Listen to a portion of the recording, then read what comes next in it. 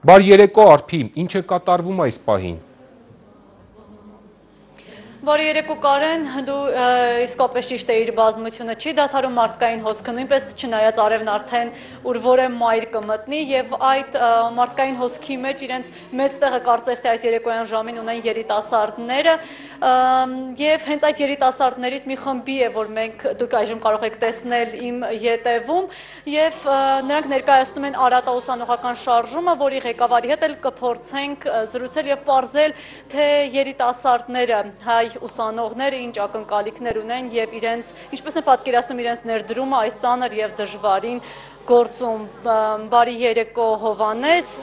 Հովանես, ինչպես նշեցի, Արատա ուսանողական շարժման ղեկավարն է, Հովանես Սեբաստիան։ Հովանես, որքան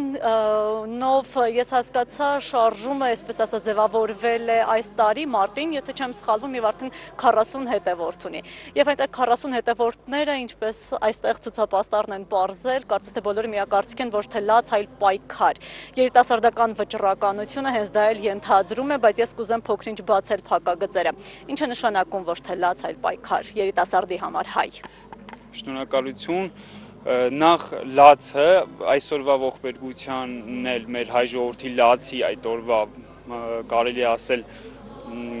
հետևանքն է, իսկ 21-րդ դարում հատկապես շատ է նվազել պայքարի կոչի դերը,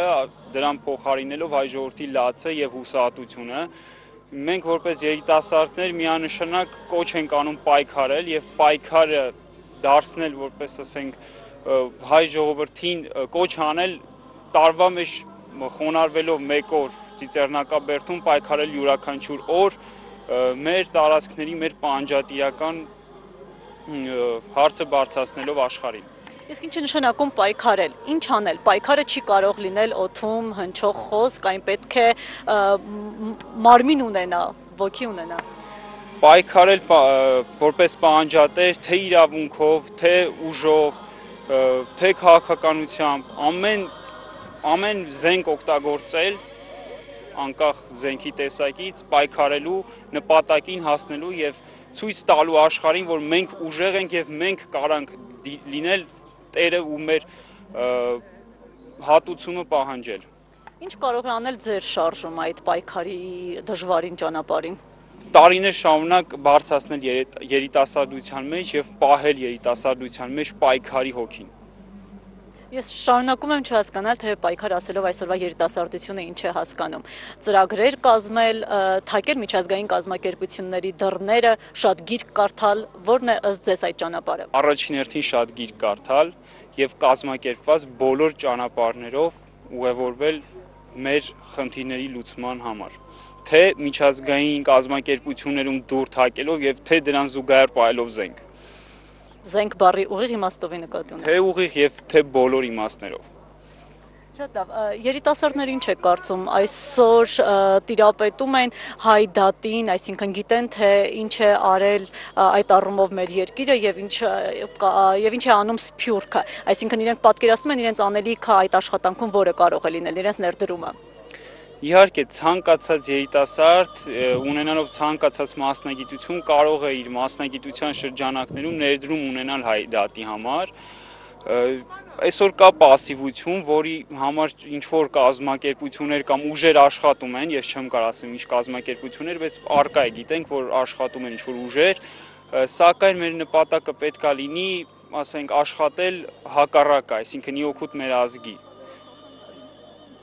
Դուք, որքան ես արդեն տեղեկացա, Մայրբուհի միջազգային հարաբերություններ ֆակուլտետի ուսանող եք։ Կարող եք նշել 3 բան, որ դուք կանեք առաջիկա 3 տարիներին։ 3 տարիներին առաջիկա առաջնային հերթին ազգային ոգին բարձրացնել, պայքարի կոչը բարձրացնել եւ համախմբել ավելի շատ ուսանողների հետագա ծրագրերի համար։ Առաջին 3 տարում միայն հավաքագրել ավելի գաղափարակիցներ։ Գաղափարակիցներ, որոնք կպայքարեն հանուն հայոց ցեղասպանության համաշխարհային ճանաչման, թե հատուցման։ Հանուն առաջի հերթին ազգային ոգու զարթոնքի, հատուցման, ճանաչումը արդեն կա։ Մենք չենք գտնում, որ չի ճանաչվում հայոց ցեղասպանությունը։ Եվ վերջին հարցը, եթե կա ճանաչում, այսինքն համաշխարհային ճանաչումը հասել է ձեր երազելի եւ բոլորիս երազելի մակարդակին, եթե իհարկե, ապա գալիս է հատուցման հարցը, հա, երիտասարդությունը ինչպես է պատկերացնում, դա ինչպես պետք է տեղի ունենա։ Թե դիվանագիտորեն, թե իրավունքով, թե պետք է նաև ճիշտ աշխատենք տնտեսությամբ զարգանալու եւ ունենալու բոլոր զենքերը, ուժերը ուղղելու թշնամու դեմ, ով այսքան տարի փորձում է խույս տալ մեր թուլությունից օգտվելով, որպեսզի ի վերջո հատուցվեն բոլոր, ասենք, թե տարածքային, թե ֆինանսական, բոլոր այն ամեն ինչը, ինչ որ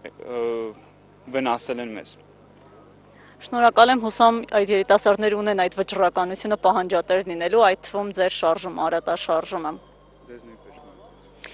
Կարեն հիշեցնեմ, որ ես զրուցում էի Արատա ուսանողական շարժման ղեկավարի հետ, Հովհաննես Բասենցյանի հետ, եւ նա ներկայացնում էր, թե այսօրվա երիտասարդները ինչ են ակնկալում եւ ինչ են պատրաստվում անել, որպեսզի հայոց ցեղասպանության համաշխարհային ճանաչումը եւ հատուցումը իսկապես իրականություն դառնա։ Թերևս այսքանը Ծիծեռնակաբերդի բարձունքից։ Շնորհակալություն Արփի, հիշեցնեմ Ծիծեռնակաբերդի բարձունքից մեզ էլ միացել իմ գործընկեր Արփի Հարությունյանը։ Շարունակում ենք թողարկումը։